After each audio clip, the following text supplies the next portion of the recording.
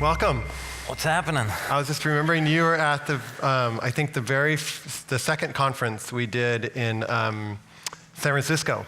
Yeah. And John had called me and said, I think I've got this great speaker, and he's a politician. I said, we don't want any politicians. He's like, no, this is a different kind of politician. And he told me about you, and it's been lovely to connect. So I thought we might talk about that. It feels like you've committed yourself as a mindfulness practitioner, and you're also committed as a politician and a congressman. And I'm wondering how that's going for you. Sometimes I wish it was full-time mindfulness, part-time politics these days, but it's been essential. I mean, my practice has been really essential. I don't know if you've noticed what's going on in the world at all, but just to stress reduction is like just kind of the tip of the iceberg, but also trying to figure out in the midst of what seems to be and is chaos, what do we need to be focusing on, and how do we start really preparing for like what's really going on in the world, our relationships in the world, our economy, income inequality, healthcare, opiate epidemic, which is a big issue in Ohio.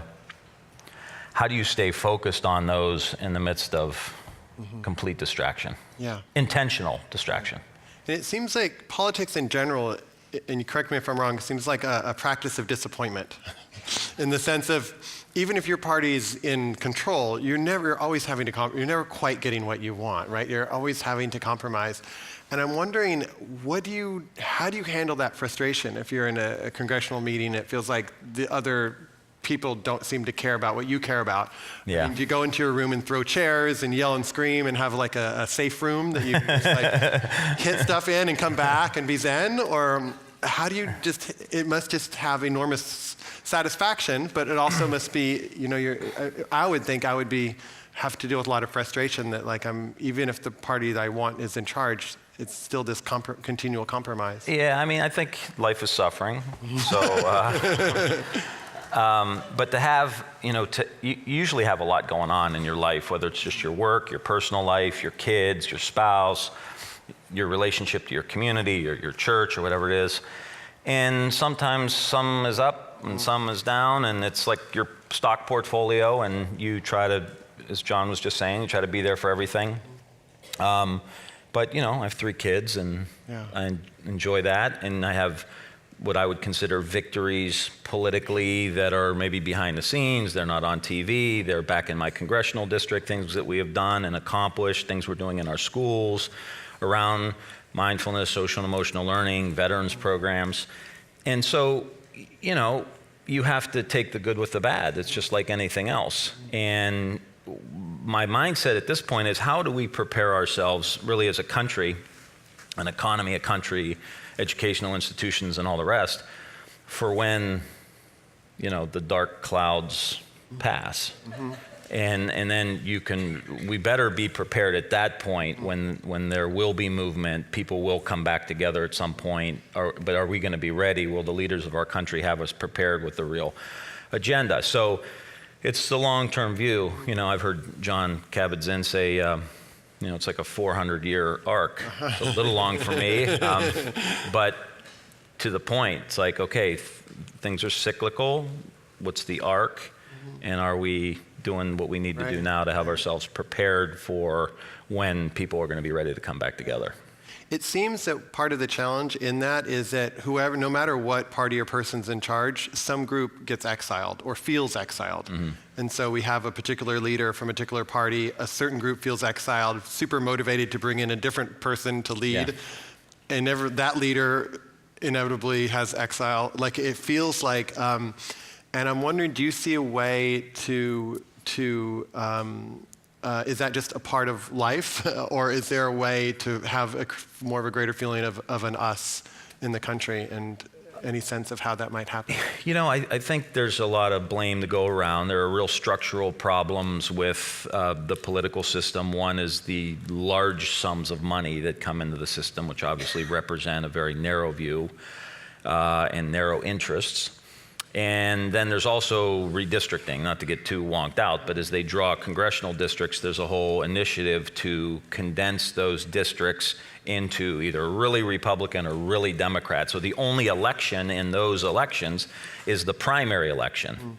And who votes in the primary election are people on really one side or really the other side. And so those people then come to Washington, D.C. Now, how can you possibly compromise, because there's so much, there's not, you used to have Rockefeller Republicans in the Northeast and then even Ohio, and you used to have Southern Democrats, and there was always an overlap in which you would kind of be able to kind of govern the country.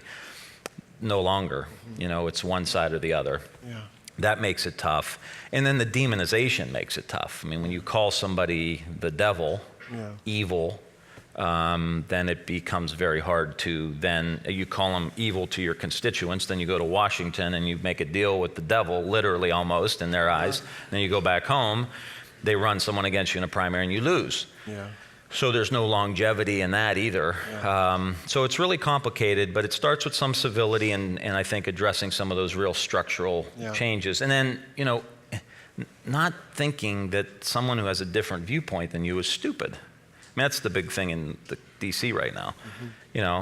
Your view is this, my view is that, you're stupid, they think I'm stupid, because we have differences of opinion about how to get maybe to the same goal. Right. And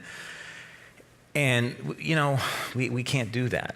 I mean, it's a big country, and there are a lot of voters that are different religions, from different regions, different backgrounds, different cultures, immigrants. I mean, the trick with America is we've always been, to some extent, able to assimilate all that and make that our greatest strength. Yeah.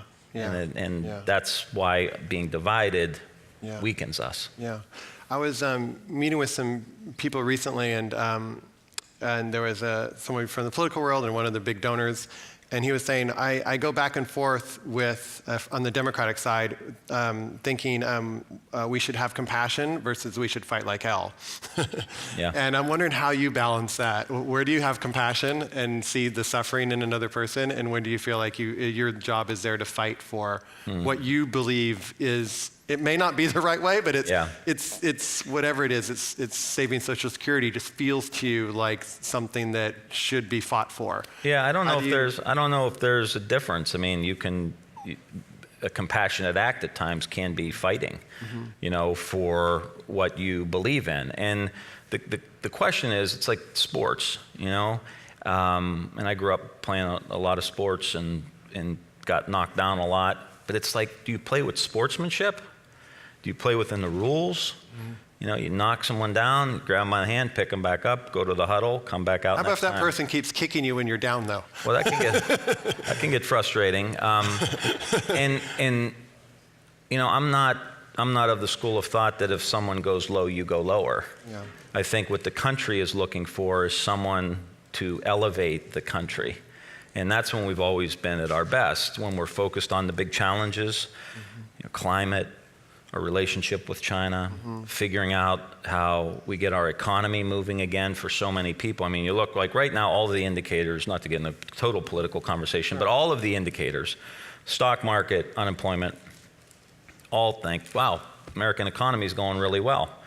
Then you look at, 45% of the American people could not withstand a $500 emergency. Pensions are diminished. I mean, we still have this happening in large swaths of the country. So even the metrics that we've always utilized to understand things they don't apply today to the world. And so there's a lot of confusion, I think, is the great issue that we have. And no one from either political party, and I'm a Democrat, I've been as critical as my party as I have about the Republicans, no one's giving the American people a vision for the future of our country. Like, where are we going? We literally live in a 24-hour news cycle, all of us. and it sucks. I don't know if you noticed that, but it's miserable to sit here and just watch every 24 hours a new drama. Much of it sometimes created, but sometimes too real, heartbreaking, and so. What are we doing? That's really the question. Like, what are we doing here? Yeah. And I think that's why I think these conferences and all of you being here and you highlighting this and actually trying to weave and inviting me to be here and try to weave and say, okay, can we take 10 seconds to just stop and ask ourselves, what are we doing here? Like, what's the point of not just our existence, but as citizens, what are we doing? What direction are we going in? I know we're all going, but where? And where does this end? The 24-hour news cycle, the information overload, the concentration of wealth, complete devastation to our planet. Where does this end? To me, it doesn't look like it has a real happy ending. And so, can we just take a breath? Can we all take a step back and say, okay, check my ego at the door. What can we work on together that's going to move us in another direction? Beautiful, beautiful. And are there pieces that keep you inspired or keep you going? Like what sparks that commitment in you? I actually see a lot of really exciting things happening. So whether it's in this world, I see some of these approaches with veterans, for example. We still are losing 22 vets a day who are taking their own lives in the United States. But I see alternative programs that are really helping these vets. Programs like Project Welcome Home Troops. Dan Nevins, who's been, I think, to some of your conferences, who is a double amputee, and he became a yoga teacher, and now he's training other vets to teach yoga. And this is really healing a lot of vets coming. That's so exciting. It's like, okay, now when do we get to the point where we really ramp that up, where like the VA is throwing money behind that? It's something that becomes scaled up across the country and communities across the United States. You look at what's going on in schools with social and emotional learning and mindfulness in the schools and quiet time and contemplative practices in the schools that are transforming schools. And I visit them down in Miami. I was in Iowa the other day campaigning for another Democratic candidate. And some lady in Sioux City, Iowa came up to me and she had my book in her hand. And she's like, hey, can you sign? Now I'm campaigning and like 3 weeks before the election, and she's got a Mindful Nation. Can you sign this book? And she says, my daughter's a principal here. They're putting mindfulness in all the schools. Wow. And next year they're going to implement it and put it in the entire school district. Wow. So then the next day, I'm going down to Council Bluffs, Iowa for a campaign for someone else. And a lady comes up to me and says basically the same thing. Wow. And we're doing it in Council Bluffs, Iowa. We're doing it in Warren, Ohio. We got money 5-6 years ago to implement it in Warren. And when we started, they had 250 out-of-school suspensions in the school. I think it was K through 3 or K through 4 that they were monitoring. Last year, they had less than 20. Wow. So in the middle of, between Cleveland and Pittsburgh, in a town that went from 70 or 80,000 down to 40,000, opiate crisis, income inequality, still dealing with globalization and automation. In the heart of that community, they are practicing and using social and emotional learning and mindfulness practices, and they're starting to see the test scores tick up now. Wow. And I've been to the teachers' kickoff at the beginning of the year, and it was like a rally. And I looked at the superintendent, I said, this is unbelievable. He said, this has helped the teachers more than the kids. Wow. And so I see that happening. Yeah. I just let one last point on like the climate stuff. I see technologies emerging that can help us reverse climate change. Sequester carbon, new ways of farming with regenerative agriculture. Like this is all happening in pockets around the country. And so I see that and I'm like, this can happen. Yeah. It's all beneath the surface. No one's covering that on 24-hour news cycle. We can talk to someone about it tomorrow. Yeah, well, I put a good word in. But there's not like, oh, look at this school in Youngstown or Warren, Ohio, where they're doing social emotional learning and really turning the whole school around. Look at this new way of farming with regenerative agriculture that's sequestering carbon. Like, you don't see that every single day, which is why we got to come together and continue to talk and push and promote until, we get control of government and we can implement this stuff. Well, what do you think of the impacts? And I know you didn't read the full study, but what do you think about the social emotional learning, the mindfulness, when you said that there's reductions in terms of, and this is happening at schools in many, many places, have had results. What about it works? What is it? Is it just simply being present with your breath? Is it noticing? What do you feel like is the secret sauce, if you will, if you had to describe it as best you can, that makes those results happen? It's a life tool, and obviously, the brain science, which I assume we all know about, getting ourselves out of fight or flight and then engaging our executive functions and our prefrontal cortex and all that stuff that we tell our friends and they look at us like we're weird. So we know that part of it, and what I think does it in Warren, they have I forget what the room is called downstairs in the first floor of the school building, but they can go there and it's almost like a timeout. They can go, they can practice, they can even have some wraparound services there if they need them. They will send a couple of kids down there with kids that are a class above them to like mediate a problem that they may have. But what's interesting is, of all the kids that go down to this room, 60% of them were self-referrals. Wow. So they were kids who have developed enough awareness, they catch themselves. And like, I'm gonna punch Johnny in the face. Yeah. Can I go to, can I go to the peace corner and like calm myself down? And the teacher who's been trained in this is like, yes, of course, I'll keep teaching. You go get your shit together and then come back.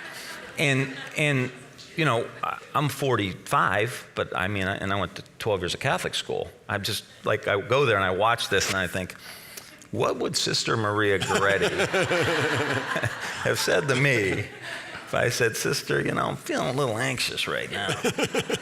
Be like, sit your rear end down in that chair, know. So I think that cultivation of awareness that we are hearing all the stories, as many of you have, they take home with them. And they begin to diffuse a lot of stuff happening in their home lives too. And they see that there's a choice in how they act. They have an experience, but potentially there's some space to see, I have a choice. Yeah. I can go down this path rather than the reactive, automatic path. That little bit more space between stimulus and response. Yeah, beautiful. You've mentioned a couple times income inequality in kind of what you see going on in the country, and I'm wondering, as a mindfulness practitioner that's both aware of our internal world, but as we look out, we're also aware of an external world. And how do you find yourself balancing and speaking about topics that concern you, whether it's the environment or income inequality, in ways that because some people feel like, well, it's just capitalism working, right? Or there's no problem here. And how do you speak to the things that concern you in ways that you feel like do just to that? Does that make sense? Because there is an issue. There's serious issues, including wealth held in fewer and fewer hands, and the power of that. And I'm also curious from a practitioner's point of view. Those kinds of items, how do you speak about those without necessarily creating this division? Yeah, I did that, and that's where we are now. It's almost like on every issue you have to fall into one camp or the other. Yeah. And the reality of it, if you look at it clearly, is that you kind of need both. You need, just as the broad example, like you need a really strong, smart government that makes really good investments that are strategic to grow the economy, to lift people up, to get everybody up to the starting line, to be able to take off in the race, to be healthy, to have access to good food and to be secure in the neighborhoods that they live in. Those are green space and and then policies that regulate the economy. Now, you still, my estimation, you still need the free enterprise system. I mean, the free enterprise system is the system that has lifted, billions of people out of poverty around the world. But it doesn't function well if it's not well regulated. And so, it's like, you got to be a socialist or you got to be a capitalist. It's like, well, not really. I mean, you can be in the middle and say a well-regulated capitalistic system is, as far as we know, the best way to do it. And then where government, I was just telling these students the other day I was talking to, it's like, why is there a Medicare program? Because no one could make money off of providing health care solely to the oldest and sickest people in the country. There's no market for that. There's no way to make money off of that. So the government comes in and says, we're going to put this little program together with all its warts and faults, but that's why.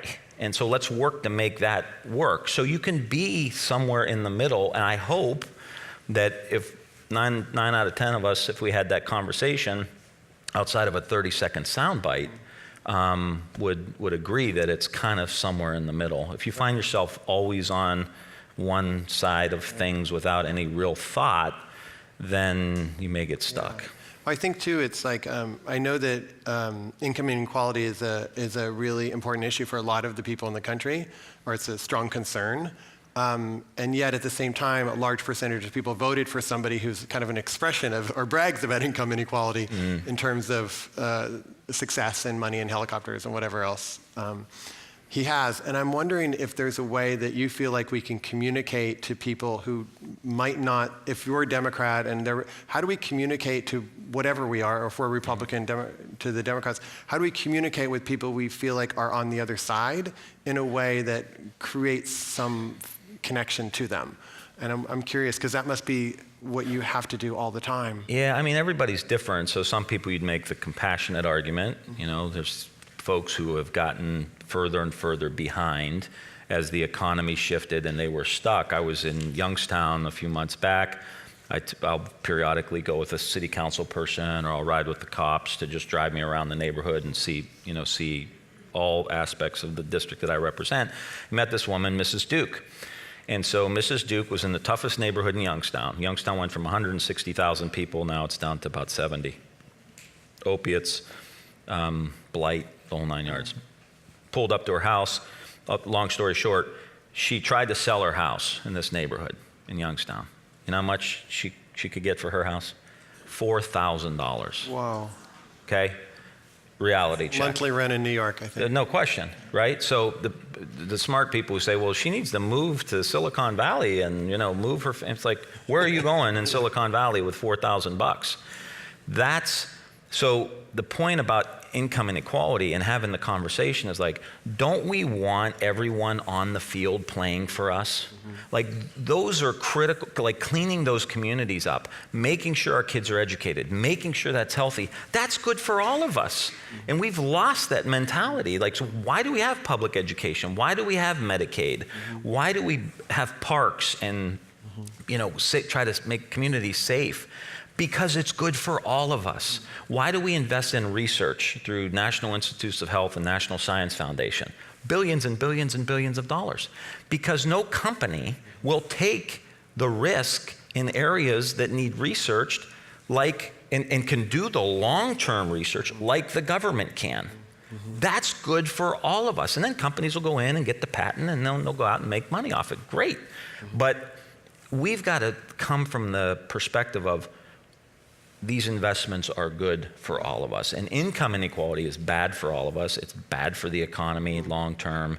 We have less people on the field innovating, trying to solve problems for us. And it's probably not going to turn out so well for the 0.00001% either in the end. In the end, historically, it hasn't worked out very well. I don't know if anybody remembers, but it just almost happened, almost complete collapse 9 years ago. And we're like rolling them back along like that never even happened. Yeah. And so it's just see clearly, right? Yeah. Let's see this just happened. And it keeps happening. And at some point, it's going to happen and we're not going to have the tools to respond appropriately. Yeah. And so how do you see your life? I know, I don't want to get too political, but I know you ran against Speaker Pelosi I believe it was last year.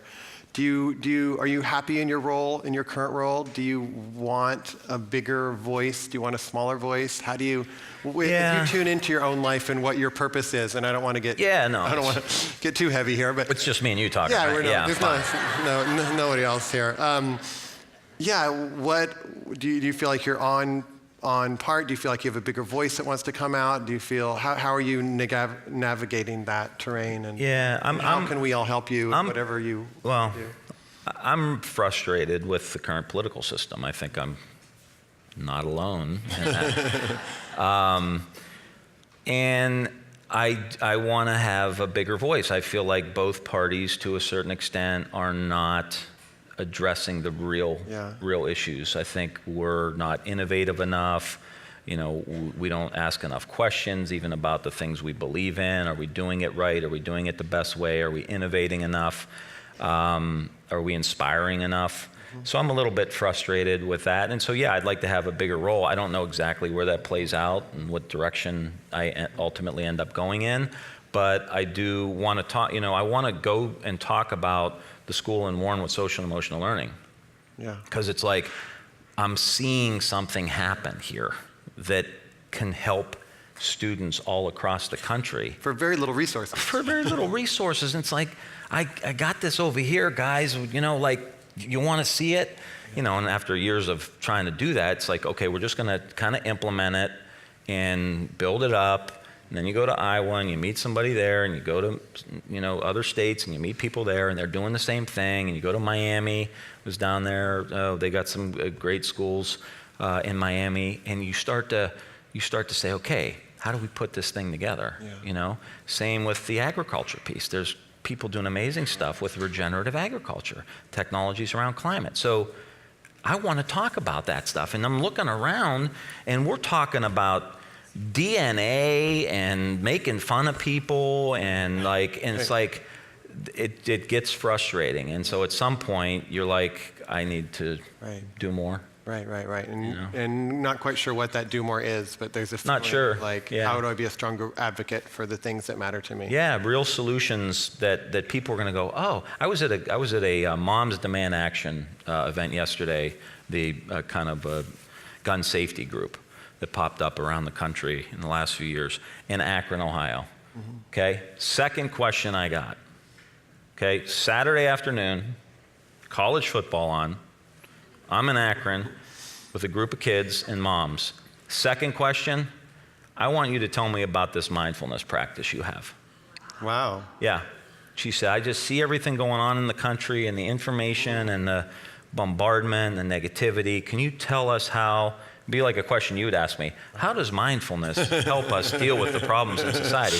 People in Akron, Ohio are asking the same question. Wow. So I think there's a yearning. I don't know if people, my buddy says all the time, people didn't know they wanted an iPad or an iPhone until it was invented. Now I don't want it anymore. I don't know how you feel about that, but it was really cool while it lasted, but we had the person who invented it here last year. Yeah. He has some similar thing. Yeah. I literally went out and got a flip phone the other day just to and I think my blood pressure dropped 100 points just holding. It was like, oh, I remember. What a nice, whatever happened to us? Why'd we break up? Is it something I did? I'm glad you're laughing because that means you feel the same way as I do. So anyway, people are looking for it, and as I said about the iPhone, I think if we, I'm not trying to jam anything down anybody's throats, but if we have teachers who have advocated for this stuff and veterans who have been healed by this, giving the message that this is the future, and this stuff Tim Ryan's talking about isn't really weird, it healed me, and then you see them as double amputees, that all of a sudden, things start to move a little bit quicker. Yeah. And there is a group of people in the country who want to do that. Yeah. And is there things that assuming that everybody wants to support that, are there things that you could ask of us that would be helpful in that? I've always been of the school of thought, you start where you are, so if they're doing it in your school, go help. If they're not doing it in your school, figure out a program to help get it in your school. If you want to help veterans, there's a lot of good programs that are out there that, like I said, the Project Welcome Home Troops that Richie Davidson actually got me connected with, where they do a lot of Kriya Yoga breathing. They call it a power breath workshop, and really help these vets, because as Richie would say, that they, you can't, some of these vets have so much trauma, they can't just sit down and meditate. You can't just sit and close your eyes, because that's not working. So this power breath workshop really helps them process the trauma through their nervous system. And it's a 5-day program for 3 hours a day, and then you layer in the meditation after. Those kind of things are really helping, and we've seen vets go from taking 15 or 20 different meds down to like 2 or 3 after a month after these programs. And again, low cost, $500, right? Now, what's that save the VA over 30 years? Now, you want to have an argument? Is that conservative? Is that liberal? Like, can we sit here and have a fight about that? No, that's conservative. No, that's liberal. That's my... Look, the vet's healed. For $500, we healed a vet, and we saved paying, with taxpayer money, 17 prescription drugs for the next 30 years. And if you're on 17 prescription drugs for a long time, that's probably not going to end well either. So who cares who won? And who cares what label we put on it? It works. Let's go, Right.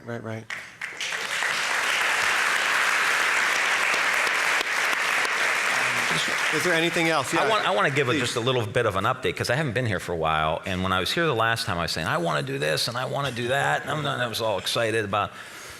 So I just want to give like an update of a couple things we've actually been able to get into legislation through the federal government, like kind of happening beneath the radar screen.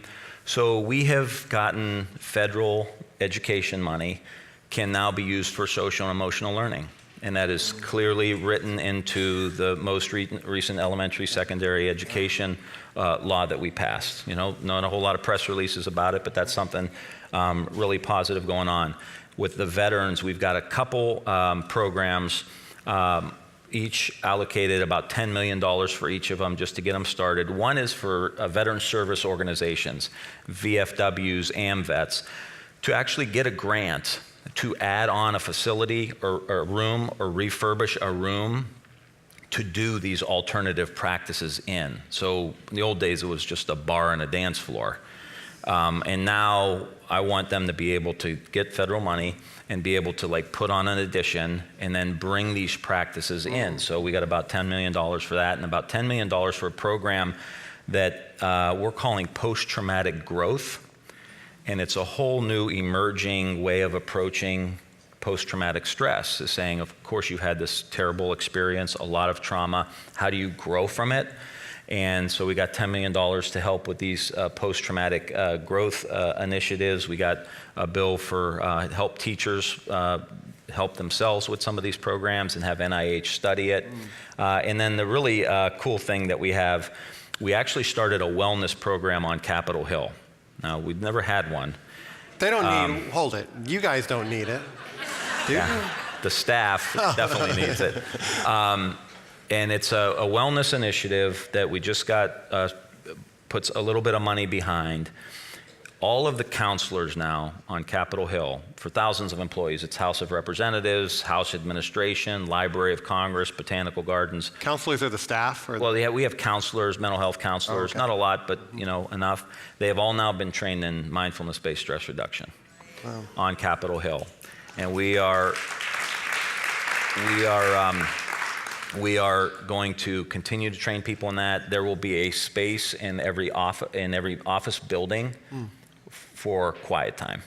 Wow. So every congressional building, staff will be able to have a place where they will be able to go get away from their bosses and maybe take 10 or 15 minutes to do quiet time. And so we're trying to really institutionalize it, really put it as a part of the process there. So your tax dollars at work. And how did you push that through? Was there support around it? I ended up getting on the committee that funds Capitol Hill. So we fund the Capitol Police, we fund, from my committee, we fund all of these things. And I had a meeting with the person who is the House administrator. Yeah. And he came in and he said, hey, I read your book. And I thought, oh, this is going to be This is not good. I know exactly where we're going with this. And he was very much a part of Phil Kiko of implementing this. It's really amazing and transformational, and hopefully we'll continue to support really the staff that's there. Beautiful. And we should also mention your book is being republished with a different title. So thought this title would be appropriate. Healing America: How a Simple Practice Can Help Us Recapture the American Spirit. Great. And great.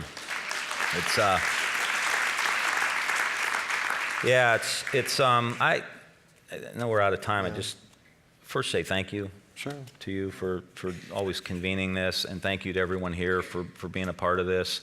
And just to say, I've been in Congress 16 years now, that we are really facing some big challenges. And I worry that if it keeps going, that it's going to get harder and harder to fix. But if we come to these challenges together, knowing that everybody has value, everybody contributes, everybody has dignity, everybody matters, and everybody is to be respected, that we can really, I think, blow the doors off. I mean, what I see emerging underneath, to me, is really exciting. And I tell young college kids when I'm with them, I'm like, how cool would it be for you to be the generation that reversed global warming, that fixed income inequality, that really restructured our education system, that really brought a whole new world view to our country. And that's what America's always been. That's why it's a magical place, is because we can constantly reinvent ourselves. Go to the ballot box and elect a bunch of new people with new ideas, and boom, we're off into another direction, just like that. That's what I'm hoping. That's what I'm hoping that happens. So just really keep the faith, and I think this community is going to be a big part of what America 2.0 looks like. So thank you. Thank you. Thanks. Well, just to say, I think I speak for everybody in thanking you and honoring your commitment and your voice and all the hard work it takes to do what you do. So 10,000 thank yous. Thank you. Thank you. Appreciate it. Awesome.